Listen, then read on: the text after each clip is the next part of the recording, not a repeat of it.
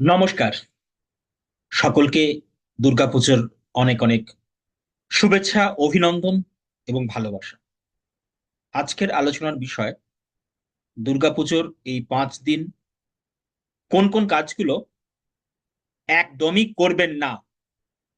কারণ মনে রাখবেন, এই কাজগুলো যদি আপনারা করেন তাহলে সংসারে এবং আপনার জীবনে ঘোর অমঙ্গল আসবে। শুনে নিন কোন সেই কাজগুলো।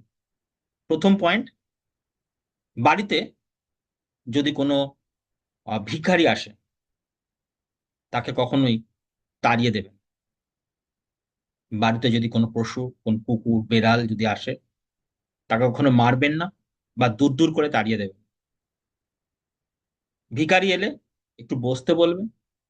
বাড়িতে যদি কিছু না থাকে অন্তত তাকে একটু জল বাতাসা দেবেন বা সামর্থ্য মতো সেই ভিখারিকে সাহায্য করবেন।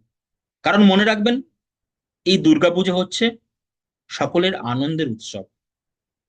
কেউ আপনার বাড়িতে ভিক্ষা করতে আসছে মানে তার অভাব আছে, অনটন আছে। অভাব অনটনের জন্যই তিনি ভিক্ষা করতে আসছেন। তাই আপনার বাড়িতে ভিখারিকে কখনো দূর দূর করে তাড়িয়ে দেবেন না।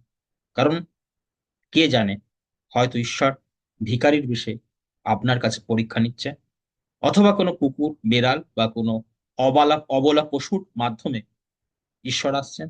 কারণ মনে রাখবেন, এই পুজোর সময় ঈশ্বর প্রকট হন। কারণ বলা আছে না, জীব সেবাই শিব সেবা। তাই এই সমস্ত মানুষদের কখনোই দূর দূর করে বাড়ি থেকে তাড়িয়ে দেবেন। এগুলো যদি করেন ঘোর অমঙ্গল আসবে। দ্বিতীয় পয়েন্ট, দ্বিতীয় পয়েন্ট হলো অলসতা। এই দুর্গাপুজোর সময় চেষ্টা করবেন অলসতা দূর করতে। চেষ্টা করবেন সপ্তমীর দিন বা অষ্টমীর দিন বা নবমীর দিন সকাল সকাল উঠতে, উঠে স্নান করতে এবং ভক্তি ভরে ঈশ্বরকে ডাকতে। চেষ্টা করবেন যে দুপুরে না ঘুমানো। কারণ মনে রাখবেন, মা দুর্গা হচ্ছেন শক্তি রূপিণী, শক্তির অধিষ্ঠাত্রী দেবী।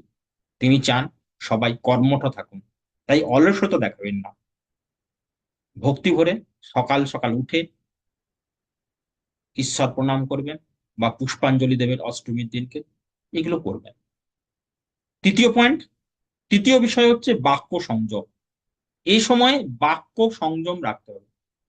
কারণ চেষ্টা করবেন যে কারোর সাথেই যেন কথা কাটাকাটি না হয়। আপনি পুজো দেখতে গেছেন, প্রচন্ড ভিড়, কারোর সাথে ঝগড়ায় জড়িয়ে পড়বেন, এটা করবেন না। কথা কাটি করবেন না। কাউকে মনে আঘাত দিয়ে কথা বলবেন।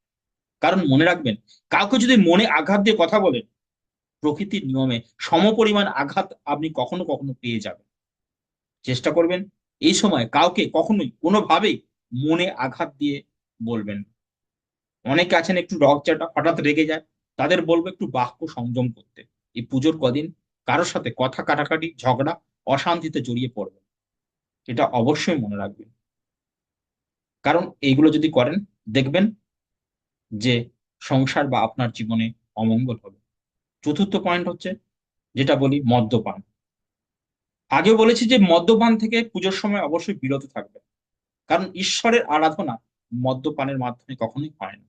ঈশ্বরকে আরাধনা করতে হয় সাত্ত্বিক বেশে, সাত্ত্বিক ভাবের মাধ্যমে। আপনি মদ্যপান করে কখনো ঈশ্বরের আরাধনা হয়। তাই চেষ্টা করবেন এই পুজোর কদিন মদ্যপান থেকে বিরত থাকতে। আসুন আমরা এই দুর্গাপুজোর কদিন এই কথাগুলো মনে রাখি এবং ঈশ্বরকে ভক্তি ভরে ডাকি, ঈশ্বরকে প্রাণ ভরে ডাকি। আমাদের যা আমাদের যে আকাঙ্ক্ষা, আমাদের যে অভিলাষ, ঈশ্বরকে যদি আমরা মন দিয়ে ডাকি, প্রার্থনা করি, পুষ্পাঞ্জলি দিই, তাহলে ঈশ্বর আমাদেরকে আশীর্বাদ করবেন। আর এই অবশ্যই এই যে কাজগুলো, এই কাজগুলো একদমই করবেন না। সকলে থাকুন ভালো, সকলে থাকুন সুস্থ এবং আনন্দ করে এই পুজোটাকে কাটান। সকলে ভালো থাকবেন। নমস্কার।